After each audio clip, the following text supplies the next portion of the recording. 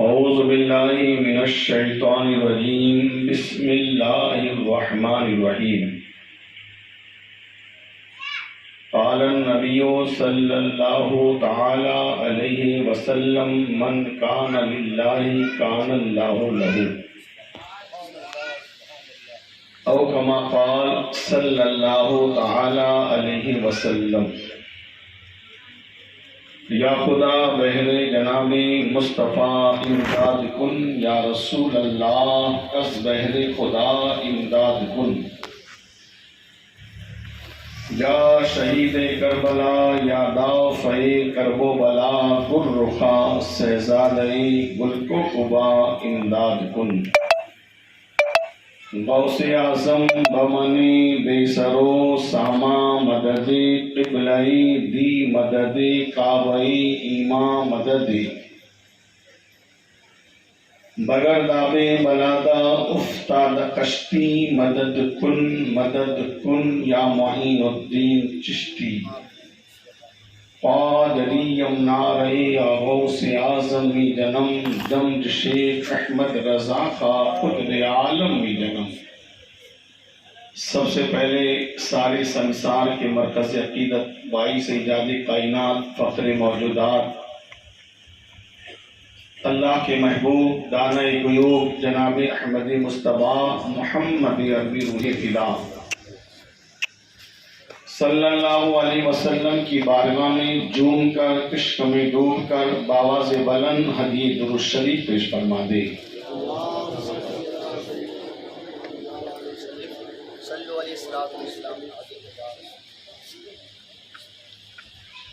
صلی اللہ علی النبی الامی وآلہ صلی اللہ علیہ وسلم صلاۃ و سلاما علیک یا رسول اللہ وعلی آلہ وصحبہ وذریتہ واہل بیتہ اجمعین۔ حضرات محترم، ابھی آپ مدنی مسجد کے خطیب و امام فاضل نوجوان حضرت عزیزم شیر محمد صاحب سے بڑے نفیس انداز میں گفتگو سماعت فرما رہے تھے۔ دعا کرتا ہوں اللہ تعالیٰ ان کی محبتوں کو، آپ کی سماعتوں کو اپنی بارگاہ میں قبول فرمائے۔ جو کچھ کہا اس پر ہم کو عمل کی توفیق عطا فرمائے۔ بروز قیامت ہم سب کے لیے، خصوصاً مرحومہ کے لیے بخشش و نجات کا ذریعہ بنائے۔ تھوڑی دیر کے لیے میں بھی آپ کی بارگاہ میں حاضر آیا ہوں۔ میں نے آپ حضرات کی بارگاہ میں اس کی بات کو عنوان بنایا ہے جس کی ایجاد ساری کائنات کے لیے باعث ایجاد کائنات ہے۔ وہ ایسی ذات کہ جس کے بارے میں خود اللہ تبارک و تعالیٰ فرماتا ہے لولاک محمد لما خلقت الجنہ والنار والشمس والقمر۔ اللہ فرماتا ہے اگر محمد نہ ہوتے تو نہ جنت ہوتی، نہ جہنم ہوتی، نہ سورج ہوتا، نہ چاند ہوتا۔ اسی کی ترجمانی کرتے ہوئے اعلیٰ حضرت عظیم البرکت تاجدار اہل سنت مجدد دین و ملت الشاہ امام احمد رضا یوں کہتے نظر آتے ہیں وہ جو نہ تھے تو کچھ نہ تھا۔ زور سے کہیے سبحان اللہ۔ اللہ کا ذکر کرنا یہ سب کے بس کی بات نہیں۔ کچھ لوگ سمجھتے میں کیوں بولوں سبحان اللہ، میں کیوں بولوں سبحان اللہ۔ میں نے کہا یہ سبحان اللہ سب کی زبان پر نہیں آتا ہے۔ دنیا میں زبان تو سب کے پاس ہے، مگر کسی کی زبان پر چائے والے کی بات، کسی کی زبان پر بھجیے والے کی بات، کسی کی زبان پر جلیبی والے کی بات ہوتی ہے۔ وہ بڑے نصیب والے ہوتے ہیں جس کی زبان پر اللہ کی باتیں ہوتی ہیں۔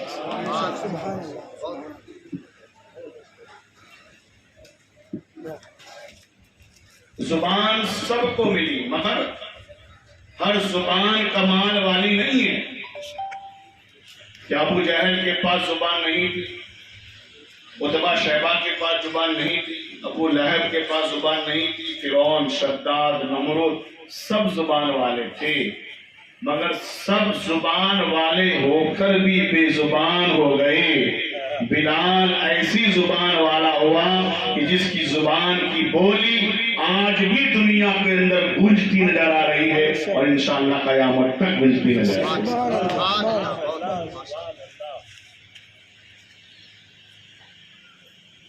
اللہ کے محبوب، دانہ غیب کے چاہنے والوں، اللہ کا نام زبان پر آنا یہ سب کے مقدر میں نہیں ہوتا ہے۔ اللہ کی ذات تو بہت بڑی ہے۔ میں نے سرکار غوث اعظم عبد القادر جیلانی، محبوب سبحانی، پیران پیر روشن جمیل کے بارے میں ان کی زندگی کے اندر یہ پڑھا کہ سرکار غوث اعظم نبی نہیں، رسول نہیں، پیغمبر نہیں، نبی کے غلاموں کے غلاموں کے غلاموں کے غلاموں کے غلاموں میں سے غلام، نبی کے بیٹے کے بیٹے کے بیٹے کے بیٹے کے بیٹے کا نام عبد القادر جیلانی،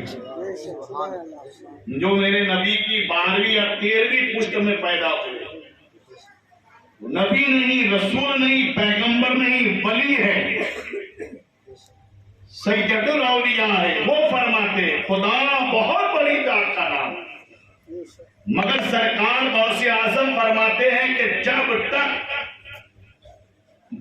تک میں نہیں چاہتا، سبحان اللہ، جب تک میں نہیں چاہتا کسی کی زبان پر میرا نام نہیں آتا۔ نعرے تکبیر، نعرے رسالت، سرکار غوث اعظم، محفل سال ثواب، نعرے تکبیر۔ جب تک میں نہیں چاہتا کسی کی زبان پر میرا نام نہیں آتا۔ یہ کون کہہ رہا ہے؟ اللہ نہیں، اللہ کا بندہ کہہ رہا ہے۔ عبد القادر ساری کمالت کے باوجود خدا نہیں، خدا کے بندے ہیں۔ ہم کسی ولی کو خدا نہیں سمجھتے، نہ خواجہ ہماری نظروں میں خدا، نہ غوث اعظم نظروں میں خدا، نہ شاہ عالم نظروں میں خدا، نہ شاہ ولی الدین گجراتی نظروں میں خدا، نہ فرید الدین گنج شکر خدا، نہ میرے دوست صاحب الدین خدا۔ ہم کسی ولی کو، تو یہ ہے نہ ہم نے آدم کو خدا کہا، نہ موسیٰ کو خدا کہا، نہ داؤد کو خدا کہا، نہ ابراہیم کو خدا کہا، نہ عیسیٰ کو خدا کہا، نہ مصطفیٰ کو خدا کہا۔ ہمارا ایمان ہے خدا ایک ہے جو وحدہ لا شریک ہے۔ سبحان اللہ، اللہ کے سوا کوئی عبادت کے لائق نہیں، اور جو کچھ بھی ہے اللہ کے سوا سب مخلوق ہے۔ ولی ہو، انبیاء ہو، فرشتے ہو، انسان ہو، سب ولی۔ تو میرے دوست، آج تک ہم نے کسی ولی کو بھی خدا نہیں سمجھا۔ ہم نے کسی کے پاس مانگا تو خدا سمجھ کر نہیں، خدا کا محبوب سمجھ کر مانگا ہے۔ تو میرے دوستو، سرکار غوث اعظم اللہ کے بندے ہیں، اللہ کے بندے ہیں۔ وہ فرماتے کہ جب تک میں نہیں چاہتا میرا نام کسی کی زبان پر نہیں آتا، جب میں چاہتا ہوں تب کسی کی زبان پر میرا نام آتا ہے۔ اب سوچئے، جب اللہ نے اپنے بندوں کو یہ شان عطا فرمائی کہ وہ جب چاہے تب کسی کی زبان پر ان کا نام آئے، تو جب عبد القادر جیسے بندے کی مرضی کے بغیر تو ان کا نام نہیں لے سکتا، تو خدا کی مرضی کے بغیر تو خدا کا نام کیسے لے سکتا؟ سبحان اللہ، بے شک، بے شک، سبحان اللہ وہی بولے گا جس کی زبان پر خدا چاہے۔ اگر سنیے، اللہ کس کی زبان پر اپنا نام رکھتا ہے؟ دولت تو سب کے پاس ہے، پیسوں کی کمی نہیں، مالدار ہو جانا یہ کمال نہیں ہے۔ جہاں تک مال کی بات ہے، قارون کے پاس بھی مال تھا، شداد کے پاس بھی مال تھا، نمرود اور فرعون کے پاس بھی مال تھا۔ کتنا مال تھا؟ ہمارا مال تو چند منٹوں میں ہم گن سکتے ہیں۔ ایک معمولی تجوری کے ایک کھانے کے اندر ہمارا پوری زندگی کا مال سما سکتا ہے. مگر قارون کے دولت کے بارے میں یہ کہا گیا کہ اس کے پاس اتنا خزانہ تھا کہ وہ خزانے رکھنے کے لیے اس نے جو گودام بنائے تھے اور وہ گوداموں کے جو دروازوں پر تالے لگتے تھے وہ تالوں کے اوپر جو چابیاں تھی وہ چابیاں اتنی ساری تھی کہ جب ضرورت پڑتی تھی تو انسان ان چابیوں کو اٹھا نہیں سکتا تھا بلکہ اونٹوں پر چابیاں لے جانی پڑتی. میں نے تو بزرگوں سے یہاں تک سنا کہ نمرود کا خزانہ نہیں، نمرود کے گودام نہیں، نمرود کے گودام پر جو تالے لگتے تھے وہ تالوں کی چابیاں بھی اگر اس زمانے میں بیچ دی جائے تو انسان کروڑ پتی بن جائے. اس کو ٹرین بیچنے کی، لال قلعہ بیچنے کی ضرورت نہیں، خالی چابیاں. سوچئے جس کی چابیاں اتنی ساری ہوگی، تالے کتنے ہوں گے، اور جب تالے اتنے تو گودام کتنے ہوں گے، اور جب گودام اتنا ہے تو خزانہ کتنا ہوگا. مگر اللہ نے نمرود کے مال کو اپنی بارگاہ میں قبول نہیں کیا. جب قبول کیا تو ابراہیم خلیل کے مال کو قبول کیا.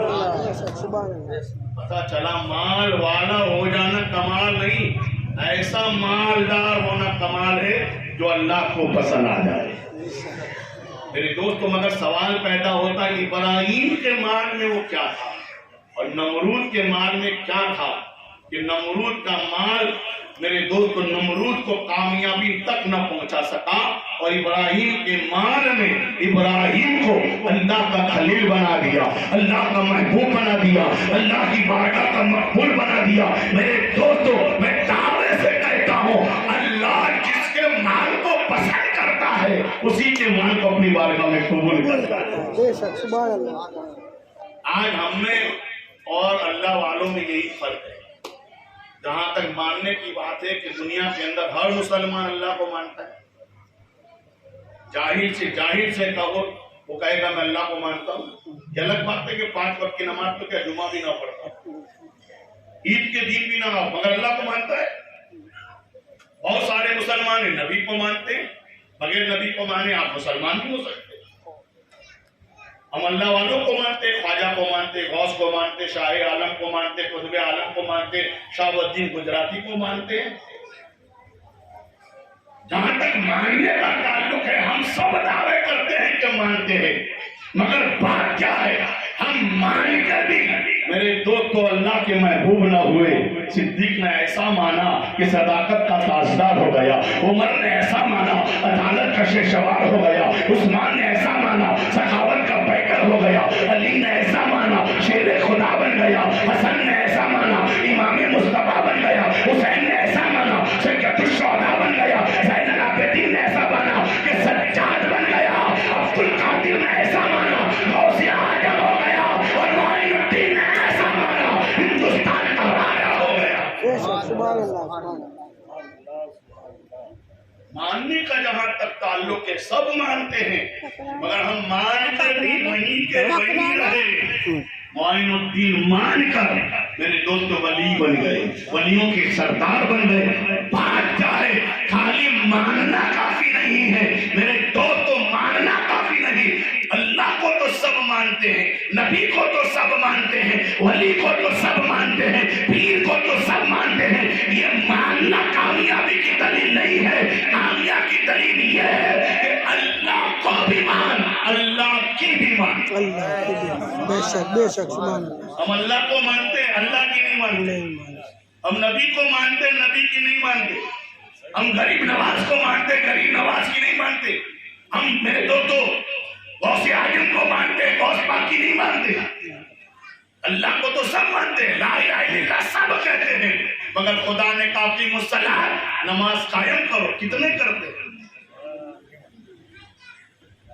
کتب علیکم الصیام کما کتب علی الذین من قبلکم، ہم نے تم پر روزے فرض کیے جیسے اگلوں پر فرض کیے. کتنے مانتے؟ صاحب نصاب پر زکات فرض ہے، کتنے مانتے ہیں؟ صاحب نصاب پر قربانی کے گروہوں میں قربانی واجب ہے، کتنے مانتے ہیں؟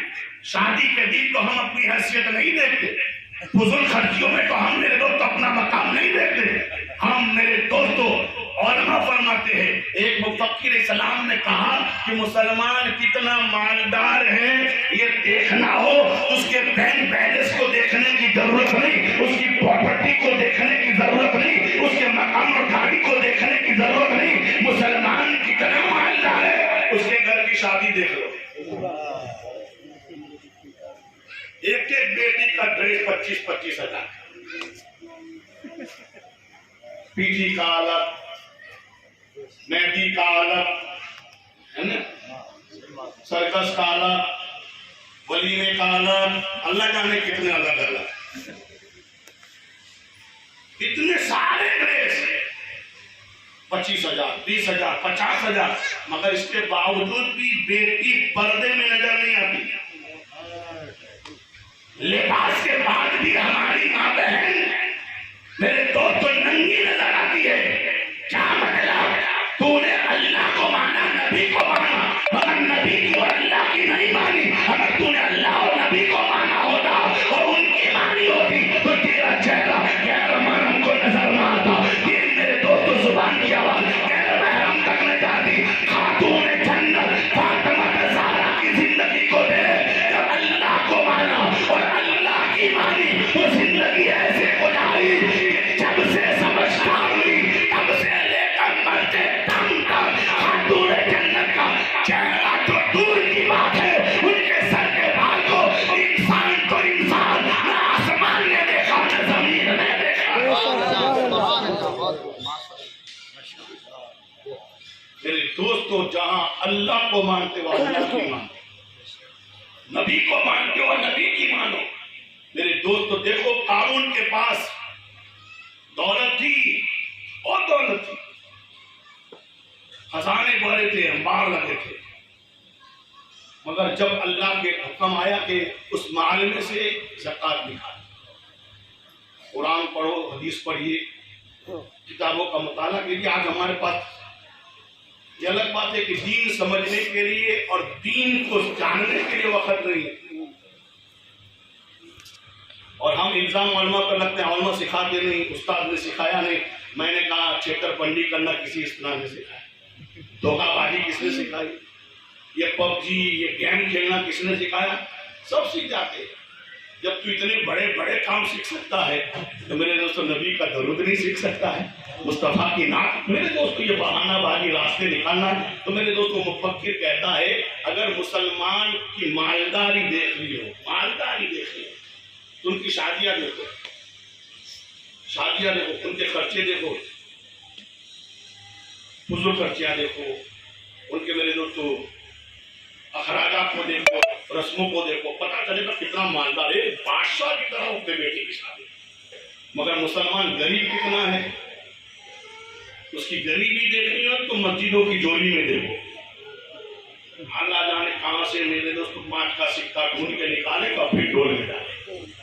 اللہ کے نام پر دینے کی بات آتی ہے تو میرے دوست کو بنڈل الگ کر دیتا ہے اور چھوٹی نوٹ نکال کر دیتا ہے. یہ ہمارا حال ہے. شادی میں ارے 1 بیگھہ نہیں تھا, 1 مکان نہیں تھا, دے دیں گے, فضول خرچی. اسی طرح دیکھیے دنیا کے کاموں میں ہم ہزاروں فرق, اور جب قربانی کے نام آتا ہے واہ میرے اوپر نہ واجب, میری تو حیثیت کا ہے, میرا تو دیوا ہے, میرا تو یہ ہے, میرا تو فلاں ہے, میرا تو ٹھیکنا ہے.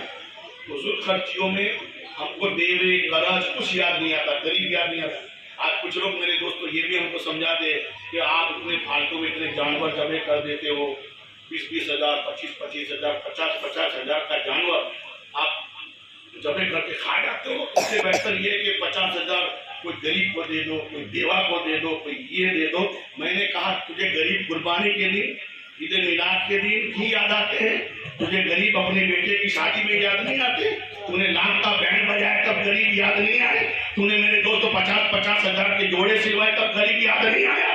میرے دوست سن, میرے آقا فرماتے ہیں قربانی کے دنوں میں جانور کو ذبح کرنے سے زیادہ اللہ کے نزدیک کوئی عمل پسندیدہ نہیں. میرے سرکار فرماتے ہیں ایک طرف تو قربانی نہ دے اور قربانی کے جانور کے برابر بھی اللہ کی راہ میں اس کے وزن کے برابر سونا خیرات کر دے, تو اللہ کو سونا پسند نہیں آئے گا, جانور کا ذبح کرنا پسند ہے.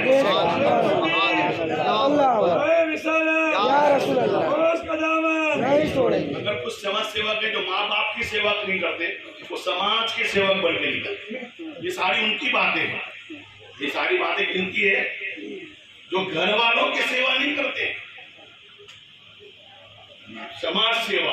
घर वालों को हाथ पूछो तो माँ भूखी बैठी है, बाप कई दिन से मेरे उसको दवा के लिए तरसता है, भाई को अपने माँ बाप की सेवा याद नहीं आती और समाज सेवक बन के साथ। अभी हजरत ने कहा तू सारी दुनिया का सेवा करने वाला बन जा, मगर माँ बाप तेरे सेवा के मोहताज है। तो नबी फरमाते हैं सारी दुनिया की सेवा भी अल्लाह की बारगाह में कबूल नहीं होगी। मेरे नबी से किसी ने बात इजाजत चाहिए, या रसूल अल्लाह मैं जिहाद में जाना चाहता हूँ, मुझे जिहाद की इजाजत दीजिए। मेरे नबी ने कहा तेरी माँ है, कहाँ है? क्या वो मोहताज है तेरी खिदमत की? कहाँ है? तो मेरे सरकार फरमाते हैं तेरे लिए सबसे बड़ा जिहाद ये है कि तू अपनी माँ की खिदमत किया। नारे तकबीर, फरमाएगा वही सवाब अल्लाह तेरी माँ की खिदमत करने से आता। नारे तकबीर, नारे रिसालत और सैयद अमीन मियां साहिब किबला महफिले इसाले सवाब, नारे तकबीर। बात बहुत बढ़ती चली जाएगी, इसलिए कि सोच के तो आता नहीं कभी बोलने के लिए, जब चाहता है बोल देता। अब आपके कारून के पास भी दौलत, नमरूद, सद्दाम, फिरौन सबके पास दौलत। नमरूद ने तो 400 बरस पूरी दुनिया पर हुकूमत की। हमारे गांव में अगर कोई 5 बरस सरपंच बन जाए तो करोड़पति बन जाए। अब सोचिए जिसने 400 बरस तक पूरी दुनिया पर बादशाह की होगी, उसके माल कानून क्या होगा। और 400 बरस की हुकूमत, 800 बरस की अल्लाह ने जिंदगी दी थी।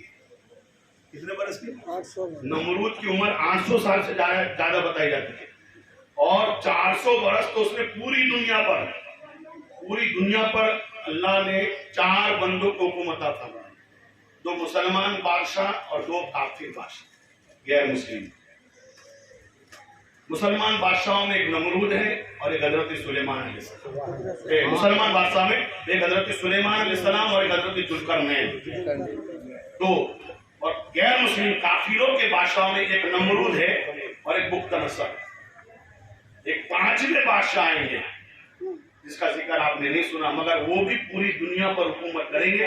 और मेरे दोस्तों किसी का बेटा नहीं, फातिमा का बेटा है, इसको जमाना इमाम मेहदी के नाम से यानी आज मेरे दोस्तों हम पर कितना भी जुल्म किया जाए, हमको कितनी मिटाने की कोशिश की जाए, जो भी किया जाए, मेरे दोस्तों मेरे आका ने कह दिया वो कभी गलत नहीं हो सकता।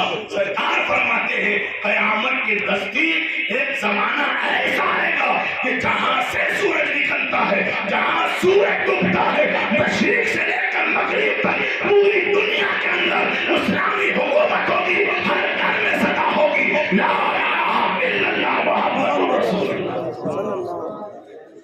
तो दौलत तो सबको मिली ना, मगर कारून से जब कहा कि अल्लाह की राह में ज़कात निकालो तो उसने इनकार कर दिया। ये जो टैक्स है, ये तो ये है, फला है, निकला करके नहीं निकाला। अल्लाह ताला ने क्या किया, हजरत मूसा से कहा कि उसकी सजा तुझ पर है।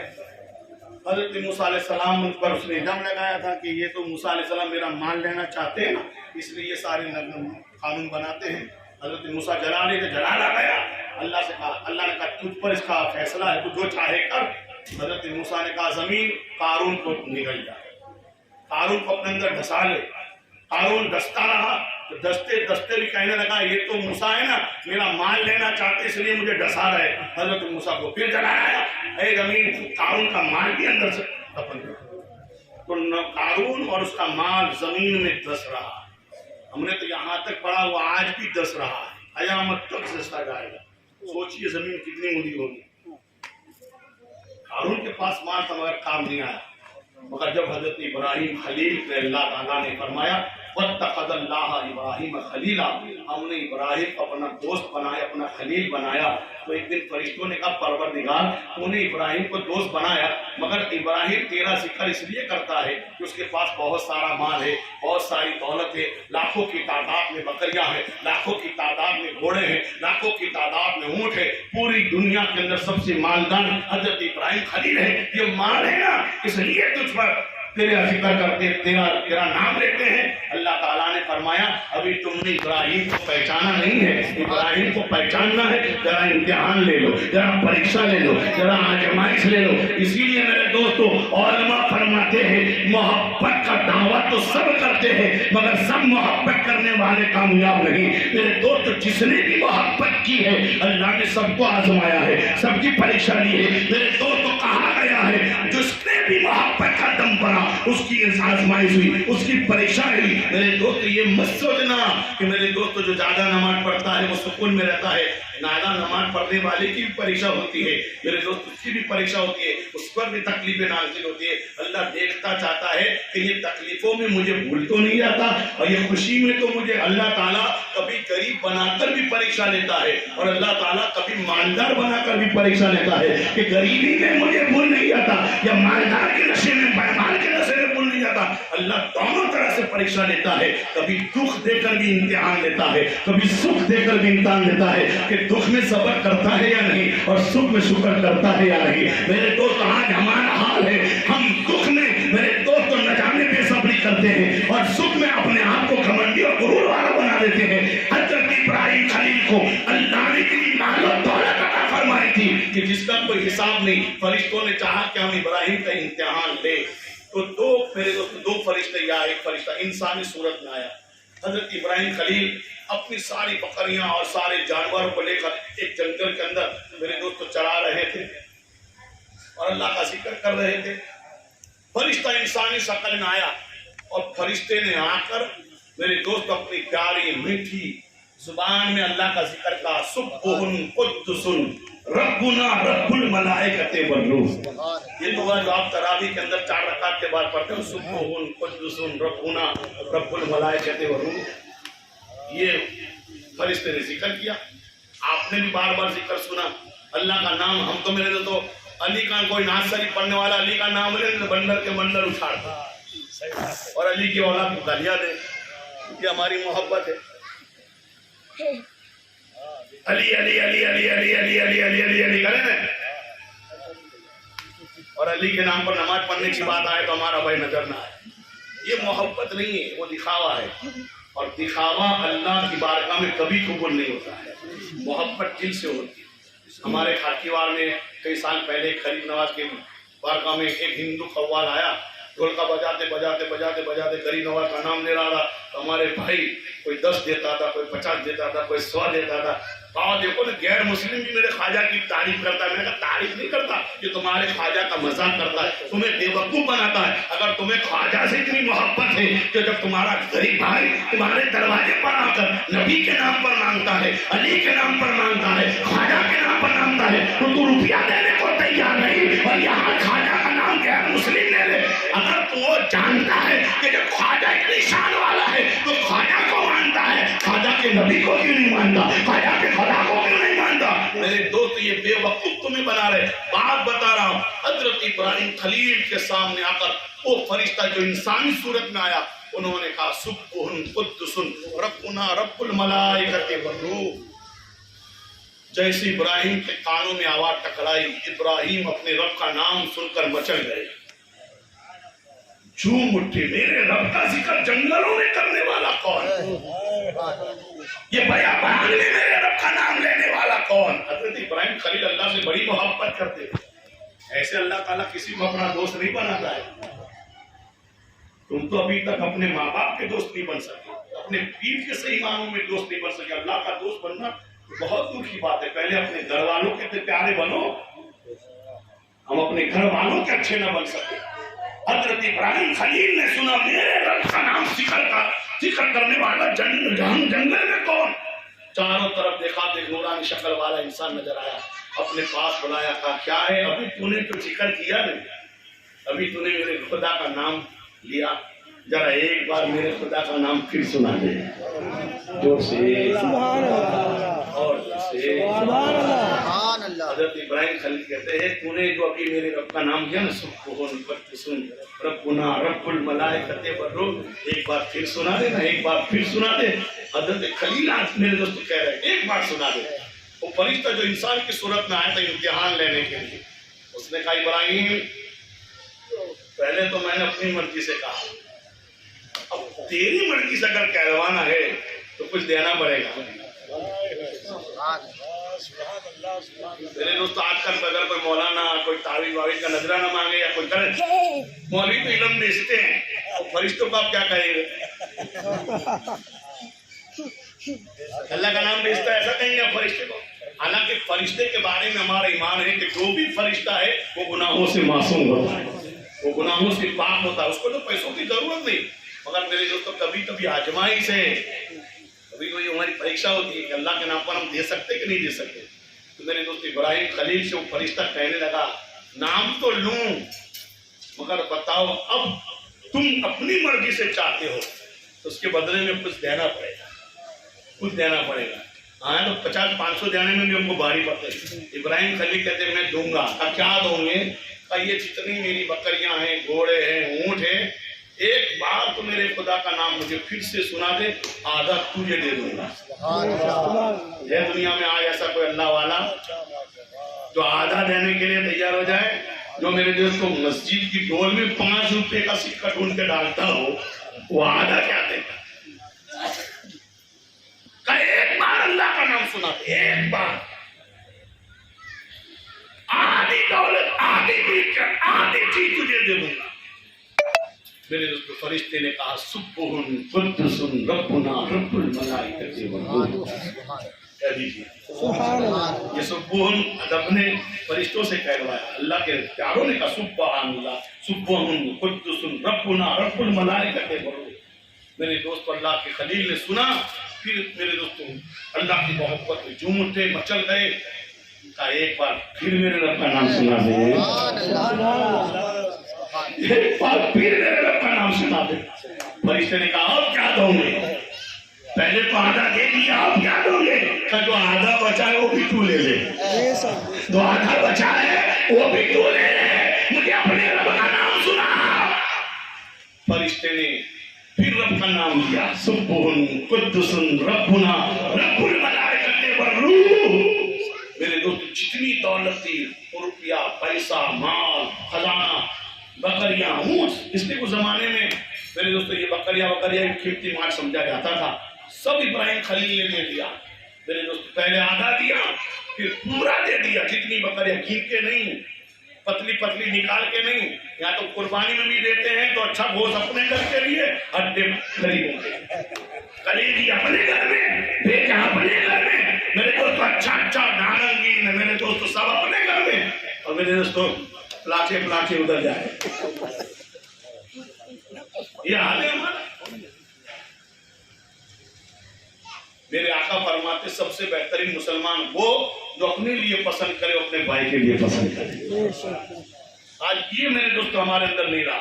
آج ہم تو اتنے خطرناک ہے کہ اگر کوئی چیز کسی کی ہو، کب ہماری ہو جائے اسی پر ہماری دانت ہے، اسی پر ہماری نظر ہوتی ہے. کب وہ بیچنا چاہے اور میں خرید لوں، کب وہ مجبور ہو جائے اور اس کا گھر میرا ہو جائے، کب وہ میرے دوستوں مصیبت سے پھنس جائے اور اس کی میرے دوستوں چیز ہماری ہو جائے. ہم یہ سوچ کے بیٹھے. ایک زمانے کا مسلمان ہوتا کہ جب کسی مسلمان کو تکلیف میں دیکھتے تھے تو میرے دوستوں مسلمان اپنی دولت سے اپنے بھائی کی تکلیفوں کو دور کرتا.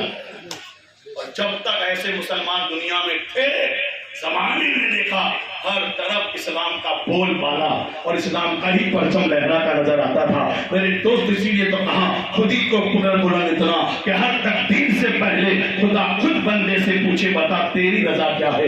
ابراہیم خلیل نے کہا ایک بار پھر میرے رب کا نام سنا دے، ایک بار پھر میرے رب کا نام سنا دے. فرشتہ جو انسان کی صورت میں آیا تھا، ابراہیم پہلے سنایا تو آدھا دے دیا، پھر سنایا تو پورا دے دیا. اب تمہارے پاس بچا کیا ہے دینے کے لیے؟ اب تمہارے پاس بچا کیا ہے دینے کے لیے؟ اب تمہارے رب کا نام لوں گا تو تم کیا دو گے؟ ابراہیم خلیل کی محبت دیکھو، پیار دیکھو، اللہ سے الفت دیکھو. ابراہیم خلیل کہتے ہیں یہ ساری بکریاں تو تجھے مل گئی مگر اس کو چرانے والے کی تو ضرورت پڑے گی، تو چرانے والا تو رکھنا پڑے گا. ایک بار میرے خدا کا نام سنا دے، میں ساری زندگی تیری بکریوں کا چروایا بن کر چلانا.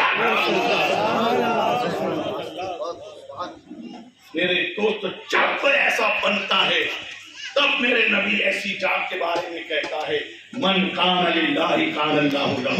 جو اللہ کا ہو جاتا ہے اللہ بھی اس کا ہو جاتا ہے. آج ہم دعاؤں پر دعائیں کرتے ہیں, التجا پر التجا کرتے ہیں, مگر میرے دوستوں نہ خدا کی رحمت ہمارے پاس آتی ہے نہ خدا کی مدد ہمارے پاس آتی ہے. ہم سوچتے ہیں بات کیا ہے, ہم رب سے مانگتے ہیں, رب دیتا نہیں. ابراہیم خلیل نے مانگا بھی نہیں مگر نمرود کی آگ کو گلزار کر دیا. اسماعیل جبی نے مانگا بھی نہیں مگر چوری کو چلنے سے بچا لیا. اللہ کے خلیل نے دعا کر دی, اے اللہ تیرے محبت میں اپنی بیوی اور اپنے بچے کو یہ بیابان میں چھوڑ کر جا رہا ہوں. میں دعا کرتا ہوں کہ دنیا کی ہر نعمت مکہ میں نظر آئے. آج بھی ہم دیکھتے ہیں مکہ میں چاروں طرف ریتی ہی رہتی ہے, نہ وہاں سفرجل ہوتا ہے نہ وہ کیری ہوتی ہے, نہ میرے دوستوں وہاں پر دوسرا پھل فروٹ ہوتا ہے نہ کیلا پیدا ہوتا ہے. مگر جو بھی مکہ میں گیا ہے, جو بھی حج کے لیے گیا ہے, ان سے پوچھئے دنیا کے اندر جو جو چیزیں ہوتی ہے وہ گھر والے نہیں کھاتے ہوں گے مگر مکہ میں جانے والوں کو اللہ نعمت عطا فرماتا ہے. وہاں ہوتی نہیں ہے مگر اول قسم کی چیزیں آپ کو مکہ میں ملتی ہے. کیا ہے یہ حضرت ابراہیم خلیل کی دعا کا صدقہ ہے. پوری دنیا کی اچھی ون نمبر کی چیز وہاں پر ملتی. کیوں؟ ابراہیم خلیل نے دعا کی, اللہ دنیا کی ہر نعمت یہاں پہنچا, میں نے تیرے لیے اپنے بیٹے کو. میرے تو بات کیا ہے تو علماء فرماتے ایک عالم بہت بڑی تقریر کر رہے تھے, لمبی چوڑی تقریر کرتے وہاں سے ایک اللہ کے ولی کا گزر ہوا. مستی میں جھومتے جھومتے سیف اللہ بابا تھے, سیف اللہ بابا جیسے تھے چلے جا رہے تھے, مستان تھے, منسوخ تھے. میرے دوستوں گئے اور مولانا سے کہا آپ چھپ رہیے میں کہہ دیتا ہوں. اتنی لمبی لمبی تقریر کیا کرتے ہو؟ ان کو خالی دو لفظوں کا کیا کہا, بس اتنا کہہ لو تم اس کی مانو وہ تیری مانے گا. بس اتنا ہے, تم ان کی مانو وہ تیری مانے گا. آج بات کیا ہے, ہم اس کی تو مانتے نہیں اور ہم سانتے کہ اللہ میری مان جائے, اللہ میری مان جائے, اللہ میری مان جائے. میرے آقا کہتے وہ بھی تیری مانے گا مگر تو پہلے اس کی مان. پانچوں وقت اپنے سر کو خدا کی بارگاہ میں جھکانے والا بن جا. صاحب نصاب ہے تو قربانی اور زکات دینے والا ہو جا. صاحب استطاعت ہے تو حج کو ادا کرنے والا بن جا. پڑوسیوں کا حق ادا کر, ماں باپ کا حق ادا کر, بیوی بچوں کا حق ادا کر, بھائی بہن کا حق ادا کر. جیسے بھی ہوگا تو میرے کو تو اس کی کرے گا تو وہ تیری کرتا نظر آئے گا. خود ہی کو کر بولا اتنا کہ ہر تقدیر سے پہلے خدا خود بندے سے پوچھے بتا تیری رضا کیا ہے. میرے دوستوں باقی تو بہت ساری ذہن میں آج کے وقت ہو رہا ہے, اس لیے میرے دوستوں آخر میں بتاؤں. دیکھو ابراہیم خلیل نے محبت کی تو خالی دکھاوا زبان کی محبت نہیں, جب اس کی رب کے نام پر مانگا گیا تو ابراہیم نے ذرا بھی سوچا نہیں کہ بیوی کے پوچھوں کہ نہیں. یا تو 500 مسجد میں لکھوانے کا تبھی کہ پہلے بیوی سے پوچھوں. اس لیے کہ آج کل کا حال یہ ہے کہ میرے دوستوں تجوری کی چابی اس کے پاس ہوتی ہے. تجوری کی چابی کس کے پاس ہوتی ہے؟ بیوی کے پاس. کہ پانی کھانا مسالہ کھانا تو بیوی کے پاس پانا. یہ نہیں کہ چابی مت دو, مگر جب اللہ کی راہ میں لینے کی بات آئے میرے دوست جب بھی ضرورت کہاں بھی مانگا فوراً میرے دوستوں دل کھول کر صدیق اکبر سے جب میرے نبی نے کہا دو, صدیق اکبر گھر گئے اور گھر جانے کے بعد جو کچھ تھا سب لا کر نبی کی بارگاہ میں پیش کر دیا. میرے نبی نے پوچھا ابو بکر کیا لائے ہو؟ سرکار جو تھا سب لایا ہوں. گھر والوں کے لیے کیا چھوڑا ہے؟ اللہ اس کے رسول کو چھوڑا ہے. اسی کو شاعر کہتا ہے پروانے کو چراغ بلبل پھول بس, صدیق کے لیے تو اللہ کا رسول بس. اس لیے جس کو جو بھی ملتا ہے سب اللہ ہی دیتا ہے. دینے والا کون ہے؟ اللہ. دینے والا تو اللہ ہی ہے. اگر ہم اللہ کے لیے سب دے دیں وہ کرم کر دے تو جتنا دیا اس سے زیادہ بھی ہم کو دے سکتا ہے. یہ تو اس کا کرم ہے کہ ہم اپنا مال اپنوں کو دے کر پھر ہم اپنے راہ میں مانگ کر پھر اللہ وعدہ فرماتا ہے ایک دوں گے تو میں 10 دوں گا. میرے دوست ابراہیم خلیل نے اتنا سب کچھ بھی دے دیا, پھر بھی مجھے بتاؤ خلیل نے کبھی کسی کے سامنے ہاتھ پھیلایا؟